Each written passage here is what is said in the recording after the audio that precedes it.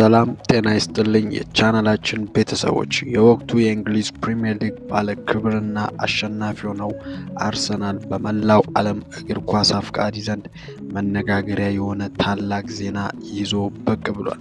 መድፈኞቹ የክረምቱን የዝውውር መስኮት ተጠቅመው የሪያል ማድሪዱ ድንቅ ብራዚላዊ ኮከብ ቪኒሺየስ ጁኒየርን ወደ ኤሚሬትስ ለማምጣት ማቀዳቸው ተዘግቧል። ይህ ዝውውር ዝም ብሎ ስም የመግዛት ሳይሆን ሚኬል አርቴታ ቡድኑን ወደ ፍጹም የበላይነት ለመውሰድ የነደፈው ታክቲካዊ እቅድ አካል ነው።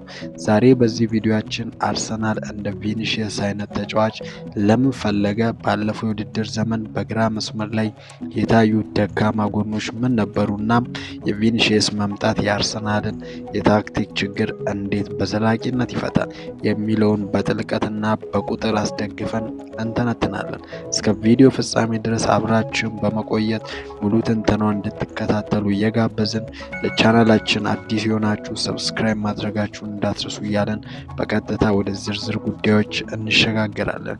ለመሆኑ አርሰናል ይህንን ዝውውር የፈለገበት ዋናው ታክቲካዊ ምክንያት ምንድን ነው? ወደ ኋላ መለስ ብለን ባለፈው የውድድር ዘመን የአርሰናልን አጠቃላይ የማጥቃት ሂደት ስንመለከት አንድ ትልቅ ክፍተት በግልጽ እንረዳለን። መድፈኞቹ ሊጉን በበላይነት ቢያጠናቅቁም የግራ የፊት መስመር ቦታቸው ግን የሚፈልገውን ያህል ጠንካራና ተጽዕኖ ፈጣሪ አልነበረም። በዚህ ቦታ ላይ በየተራ ይሰለፉ የነበሩት ጋብሪኤል ማርቲኔሊ እና ሊያንድሮ ትሮሳርድ በጋራ ማስቆጠር የቻሉት 7 ጎሎችን ብቻ ነበር። ይህ ቁጥር ለአንድ ትልቅ ክለብ የክንፍ መስመር እጅግ በጣም አነስተኛ የሚባል ነው። በዚህ ድክመት ምክንያት አርሰናል አብዛኛውን የማጥቃት እንቅስቃሴውን ወደ ቀኝ መስመር ማለትም ወደ ቡካዮ ሳካ እና ማርቲን ኦዲጋርድ ለማዘንበል ተገዷል። ይህ ደግሞ ተቃራኒ ቡድኖች አርሰናልን በቀላሉ እንዲገምቱ አድርጎ ነበር።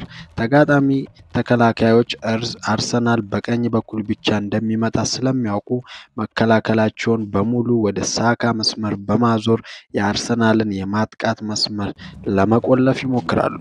አርቴታ አሁን ላይ ይህንን ክፍተት ለመሙላት እናም የማጥቃት ሚዛኑን ለማስተካከል ለግራ መስመሩ ፍጹም ቅድሚያ ሰጥቷል። ሊጉን ዳግም ለማሳካት እናም በአውሮፓ መድረክም ንጉስ ለመሆን ቪኒሺየስ ጁኒየርም ብቸኛውና ሁነኛ መፍትሄ ተደርጎ የተመረጠም ለዚህ ነው። ቪኒሺየስ ጁኒየር በአሁኑ ሰዓት በዓለም ላይ ካሉ ጥቂት ምርጥ የክንፍ ተጫዋቾች መካከል አንዱ ነው። እሱን ልዩ የሚያደርገውና አርቴታን እንዲማርኩ ያደረጋቸው ብዙ ምክንያቶች አሉ። የመጀመሪያው ቪኒሺየስ ያለው እጅግ አስደናቂ ኳስ አታሎ የማለፍ ድሪብሊንግ፣ በአንድ ለአንድ ግንኙነት ላይ ተከላካዮችን የማስጨነቅና ኳስን ፍጥነት ሳይቀንስ የመቆጣጠር ብቃቱ ነው። የዚህ ማረጋገጫው ባለፉት የውድድር ዘመን በስፔን ላሊጋ ውስጥ ከቪኒሺየስ ጁኒየር በላይ ብዙ ኳስ አታሎ ለማለፍ የሞከሩ ተጫዋቾች 3 ብቻ መሆናቸው ነው። ይህ የሚያሳየው ተጫዋቹ ለአፍታም ቢሆን ከመስመር ተከላካዮች ጋር ለመጋፈጥ ወደኋላ የማይል ደፋር መሆኑ ነው። ከዚህም በተጨማሪ በዓለም እግር ኳስ ላይ እንደ ቪኒሺየስ ጎል በማስቆጠርና ለቡድን አጋሮቹ አመቻችቶ በማቀበል እኩል ስጋትን መፍጠር የሚችል የክንፍ ተሰላፊዎች በጣም ጥቂት እንደሆኑ ስታቲስቲክስ እና ቁጥሮች ያሳያሉ። ቪኒሺየስ በጠባብ ክፍተቶች ውስጥ እንኳን ሳይደናገጥ ግብ ማስቆጠር የሚችል አዳኝ ነው።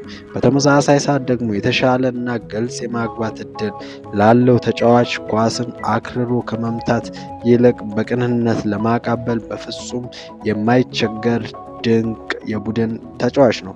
ይህ ዝውውር በአርሰናል ቤት የሚፈታቸው ትላልቅ ታክቲካዊ ችግሮች አሉ። አርሰናል አብዛኛውን ጊዜ ጨዋታዎችን ተጭኖ ስለሚጫወት ተጋጣሚዎች ወደ ኋላ አፈግፍገው ይከላከላሉ።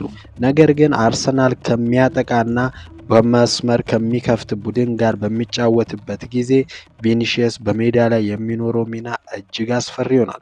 እሱ ባለበት እጅግ ፈጣን የመልሶ ማጥቃት ካውንተር አታክ ብቃት ምክንያት ተጋጣሚ ቡድኖች እሱን በመፍራት ብቻ ሁሉንም ተጫዋቾቻቸውን ወደፊት ማውጣት አይችሉም። ይህም ለአርሰናል መሃል ሜዳ ሰፊ ነፃነትን ይሰጣል። ሌላው ትልቁ የታክቲክ ብልጫ ቪኒሺየስ ከመጨረሻው የተቃራኒ ቡድን ተከላካይ ጀርባ ወይም ከሳጥኑ ጠርዝ ስር የማይጠፋ ተጫዋች መሆኑ ነው።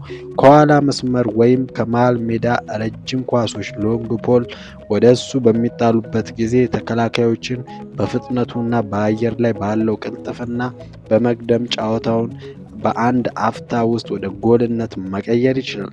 ይህ አቅሙ አርሰናልን ፍጹም የማይገመትና በግራና በቀኝ እኩል የሚያጠቃ ገዳይ ቡድን ያደርገዋል። በአጠቃላይ ቪኒሺየስ ጁኒየር ወደ ኤሜሬትስ ከመጣ አርሰናልን ወደ ሌላ የማይደፈር ደረጃ እንደሚያሸጋግረው ጥርጥር የለውም። የታክቲክ ባለሙያዎች እንዳስቀመጡት ይህ ዝውውር የአርሰናልን የግራ መስመር ድክመት ሙሉ በሙሉ የሚቀርፍና ቡድኑን ፍጹም ሚዛናዊ የሚያደርግ ነው።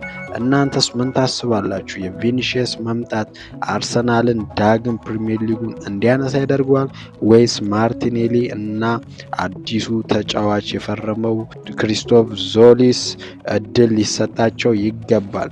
ያላችሁን ታክቲካዊ አስተያየት በኮሜንት መስጫው ላይ አጋሩን። ቪዲዮን ላይክ ማድረጋችሁና ሰብስክራይብ ማድረጋችሁንም እንዳትረሱ። በቀጣይ በሌላ እጅግ ማራኪ ትንተና እስከምንገናኝ ድረስ ቸርን ሰንብቱ።